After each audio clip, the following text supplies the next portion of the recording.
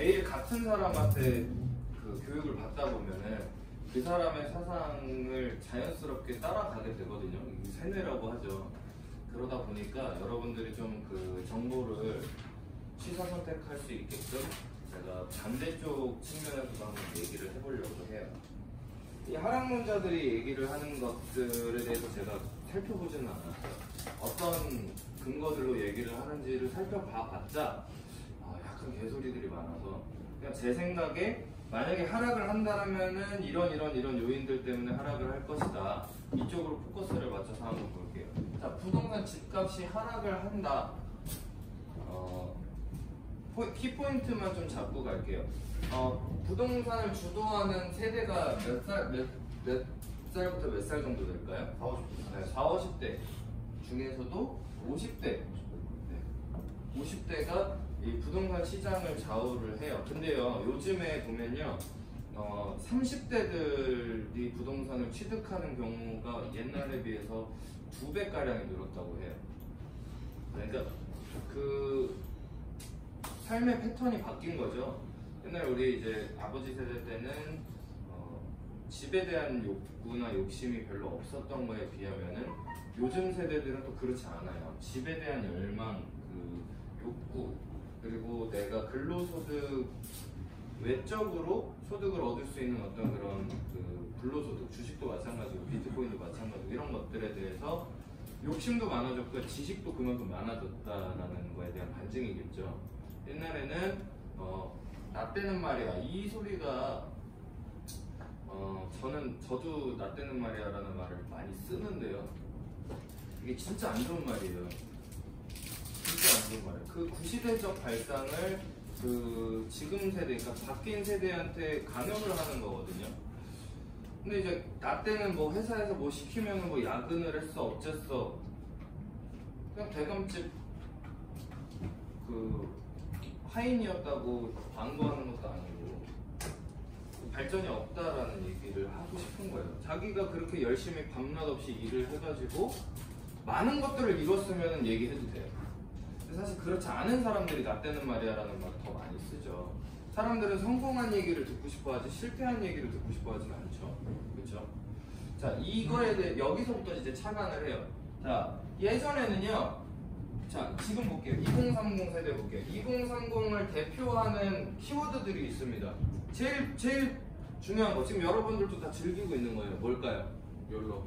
네, 욜로인데 이거를 1하고 접목시키면 뭐가 돼요? 워라벨. 워라벨이라는 얘기 들어보신 분? 못 들어보신 분? 써드릴게요. 워라벨. 영어입니다. Work, life, balance. 이거를 워라벨이라고 얘기를 해요. 뭐냐면요. 옛날에는 50대 때는 일만 했어요. 왜? 자녀도 많았고요. 책임져야 되는 가정도 많았고요. 이런 그 식습관만 봐도 알 수 있어요. 옛날에요. 저 어릴 때만 해도요. 그 설날이나 추석 때 이렇게 외갓집에 가나 뭐 이렇게 가면요. 그날이 기다려졌어요. 왜 기다려졌을까요? 평소에 못 먹던 거. 네, 평소에 못 먹던 걸 먹었어요. 가면은 전도 먹고 잡채도 먹고 이런 맛있는 음식들을 먹는 게 너무 즐거웠어요. 어릴 때는. 그렇죠. 근데 지금은 어때요? 지금 애들 어때요? 모이기는 하나요? 잘 모이지도 않아요. 모이지도 않는데 가가지고 음식을 잘 먹나요? 안 먹어요. 왜 안 먹을까요? 지금 편의점만 가도요. 그 잔치 음식보다 맛있는 거 세고 셌어요. 그러니까 지금 바뀌었다는 거죠. 그 추구하는 바가. 그러니까 옛날에는 일만 했어요. 그리고 자녀들도 많이 낳고 하니까 더 돈에 대한 집착이 컸어요. 근데 할 수 있는 게 없는 거예요. 이 사람들 있잖아요. 이 사람들이 젊었을 때. 왜? 그럴 수밖에 없어요. 전쟁이 끝나고 나라가 부흥하는 그 시기에 있었기 때문에 일밖에는 할 수가 없었어. 근로밖에는 할 수 있는 선택지가 없었다. 뭐 투자를 하고 사업을 하고 큰 선택지는 아니었다는 거죠. 되게 우리 그 젊은 세대들이 손가락질하면 안 되는 세대예요. 이 나라의 받침입니다. 이분들이 이렇게 희생을 해서 일만 했기 때문에 지금 우리가 다른 법정들 워라밸 이런 얘기들을 할 수가 있는 거예요. 이거요. 어른들이 보면은 깝죽된다고 얘기를 해요. 그리고 그 사람들이 그렇게 얘기를 하는 거에 대해서 뭐라고 하면 안 돼요. 윗세대들이 읽어놓은 그 희생해놓은 거 안에서 우리가 누릴 수 있는 혜택이라고 생각을 하는. 그리고 우리가 너무 누리기만 하면요, 또 우리 밑에 세대는 우리로 인해서 더 고생을 할 수밖에 없다라는 것도 좀 생각을 하시고 누리세요. 저한테도 하는 얘기입니다. 자, 그래서 워라밸, 이게 굉장히 중요한 키워드고요. 이게 집값하고 직접적인 연관이 있을 거라고 생각을 해요. 저는. 자, 워크 라이프 밸런스, 워라밸. 내가 일만 하지 않고요. 내가 예를 들어서 하루 8시간씩 일하고 나머지 시간을 내 여가 생활로 보내겠다. 취미를 하겠다. 뭐 이게 워라밸이죠. 그렇죠? 내가 너무 돈에 연연하지 않고 일은 일대로, 자유시간을 갖는 건 또 그거대로 밸런스를 맞춰서 하겠다. 너무 한쪽으로 치우치지 않고. 이게 워라밸입니다. 그 다음에 이제 두 번째, 지금 우리 인구수가 어떻게 되죠? 아니 인구수가 증가 추세예요, 감소 추세예요? 감소. 이게 반등이 있을까요? 아니면 계속돼서 그 감소를 할까요? 어떤 이유로요? 고령화, 네. 저출산. 네, 저출산은 왜 일어날까요? 그런 혼자 안 하거나 네. 네. 불구하고 아이가 안 낳는. 네. 이 워라밸하고 굉장히 비슷한 얘기인데요. 우리 세대들이 머리만 똑똑해졌지 사실은 많이 게을러진 세대죠. 아무것도 안 하려고 하죠. 책임도 안 지려고 하고, 그리고 이제 핑계를 대죠. 결혼하기에 너무 그 벽이 높다. 애를 낳아서 애를 키울 뭐가 없다. 뭐 이런 식으로 좀 핑계를 댑니다. 게으른 거죠. 아무튼 고령화 사회가 진행이 되고 있습니다. 저출산 시대에 있어서 고령화가 된다라는 거는 이 경기를 부양할 수 있는 젊은 층이 점점 사라진다라는 얘기거든요.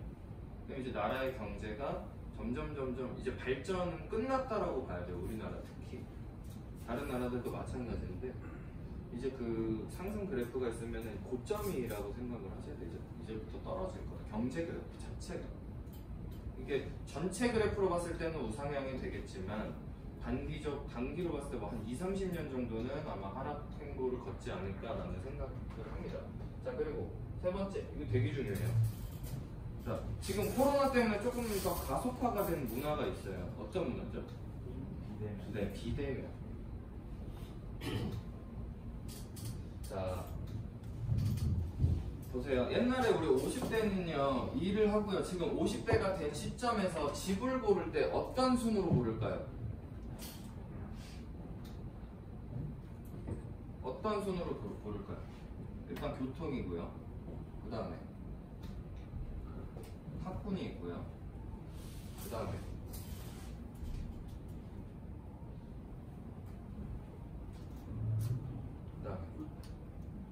끝이에요. 직주근접? 약간? 이렇게만 봅니다. 그렇죠? 중요하죠? 중요했죠? 이 통계가 있어요. 그 20년 전에 세대당 차량 보유 개수하고요. 요즘에 세대당 차량 개수하고 차이가 거의 2배 가까이가 차이가 납니다. 2배까지는 아니고 1.5배 차이가 나네요. 20년 전에 0.7대에서 0.8대, 지금 1.2대가 넘습니다. 세대당.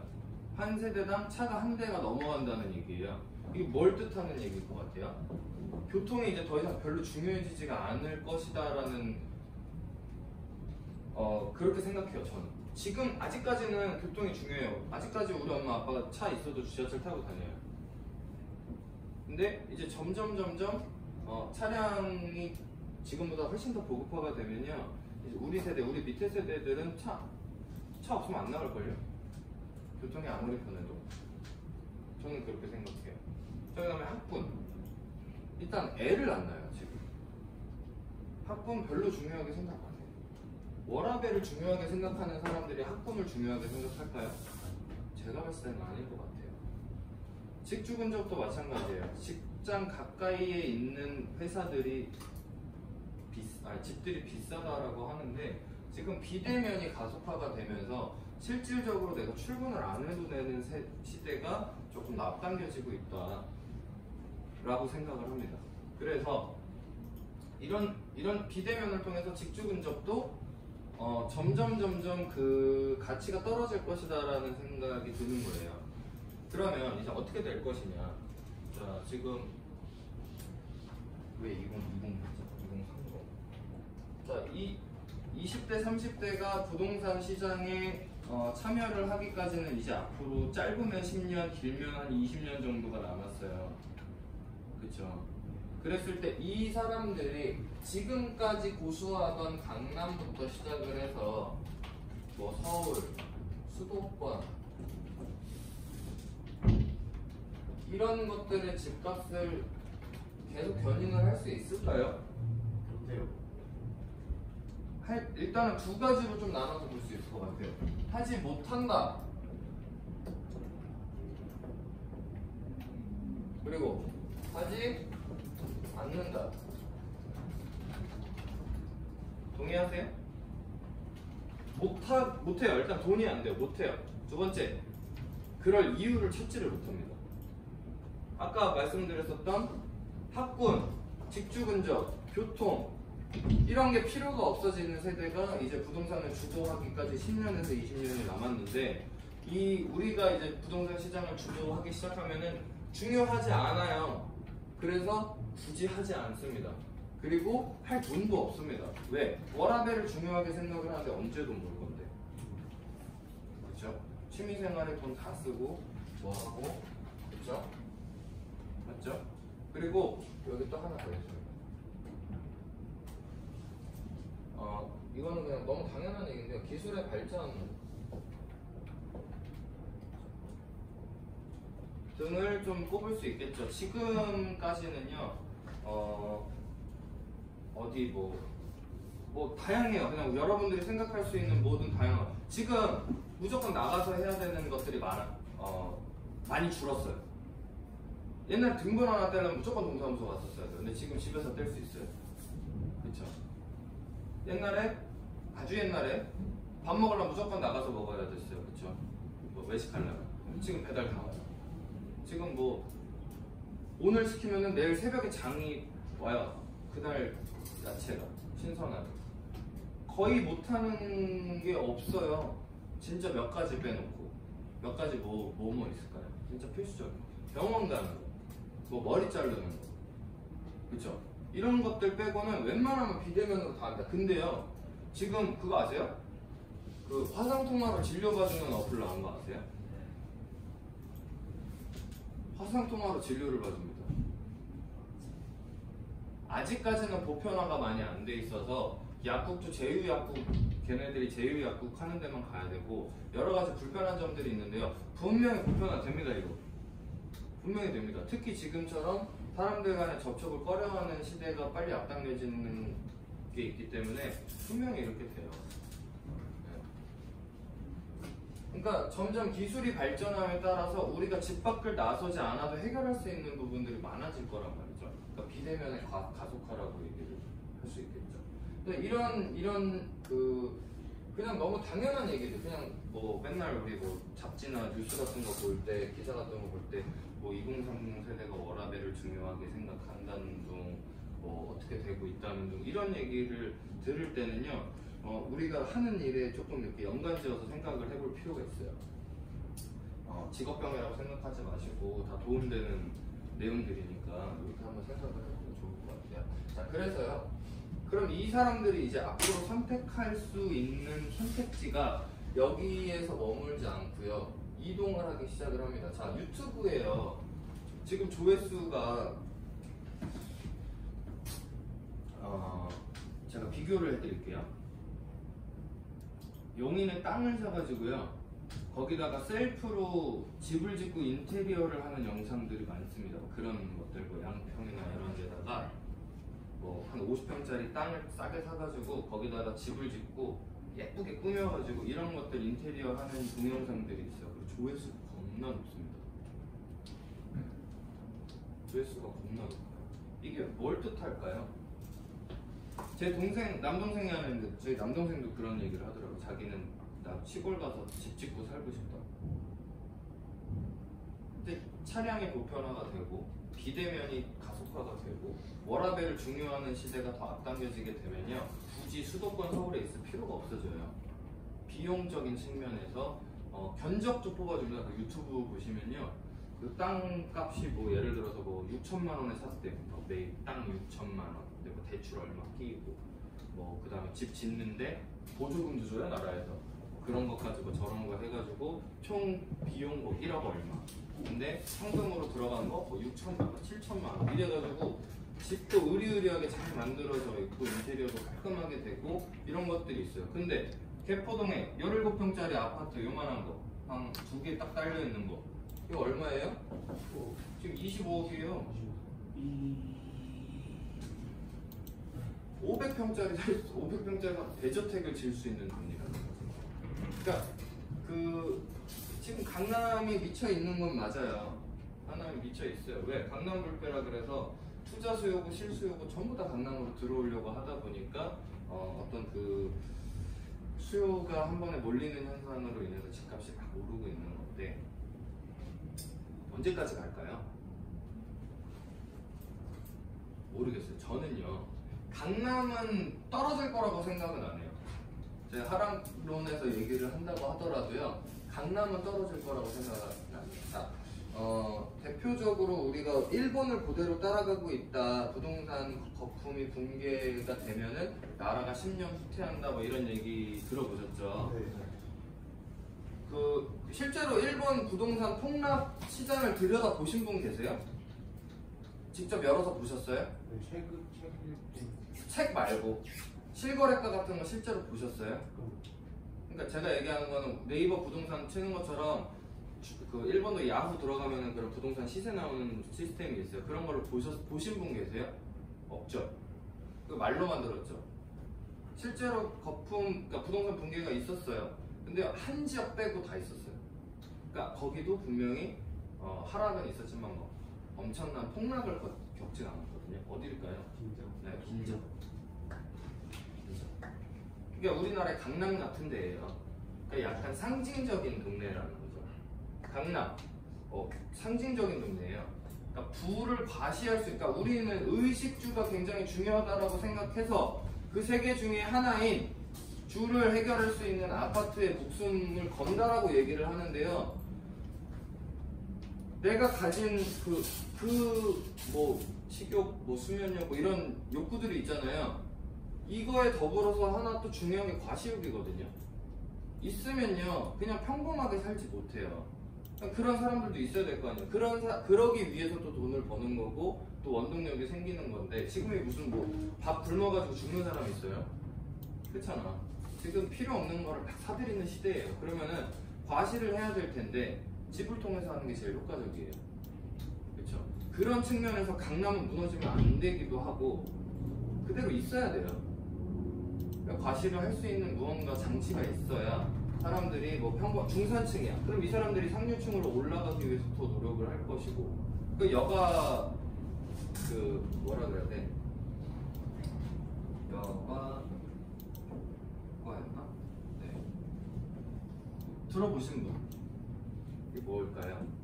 그 필터 링을 거치고 네. 있는데 빠지게 되고 모이는 그 여과 같이 있는 그것들의 요인으로 인해서 점점 들어가면 힘들어지고. 반은 맞고 반은 틀려요. 자, 여과지라는 말 들어보신 분? 여과가 뭐예요? 네, 필터입니다. 필터. 커피 내려보신 분 계시면 그 여과지라 그래요.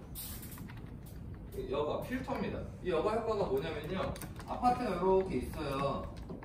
여기 집들이 이렇게 있습니다. 여기가 더 비싼, 여기가 싸고, 여기에 살고 있는 사람들은 이거보다 더 좋은 게 있어야 이사를 가요. 그쵸? 일로 이사 안 올 거 아니에요. 자기들끼리 이사하는 건 의미가 없을 거고, 이 집보다 더 좋은 집이 나와야 이사를 갑니다. 자, 그쵸? 그래서 신축 더 좋은 건물이 생깁니다. 그래서 여기 있는 사람들이 이렇게 이사를 가요. 그럼 여기 집 비어요? 아니요, 비어요. 이사 갔으니까 비지. 그럼 이 집 누가 채워야 되죠? 네. 그럼 이 집을 누가 채울까요? 이 밑에 사람들이 채웁니다. 그럼 이 집도 비어요. 이 집 누가 채울까요? 밑에 사람들이 채웁니다. 이게 여가 활동이에요. 이게 여가 효과입니다. 더 좋은 선택지가 있어야 이동을 한다는 거예요. 더 좋은 선택지가 있어야 강북에 사는 사람들은 강남이라는 선택지가 있어야 강남으로 넘어가는 거고요. 그래서 강북에 집이 비면 수도권에서 넘어오는 거고요. 그렇게 수도권에서 비면 지방에서 올라오는 거예요. 이거 이제 여가 효과라고 얘기를 해요. 필터를 거치면서 올라간다. 이해하셨죠?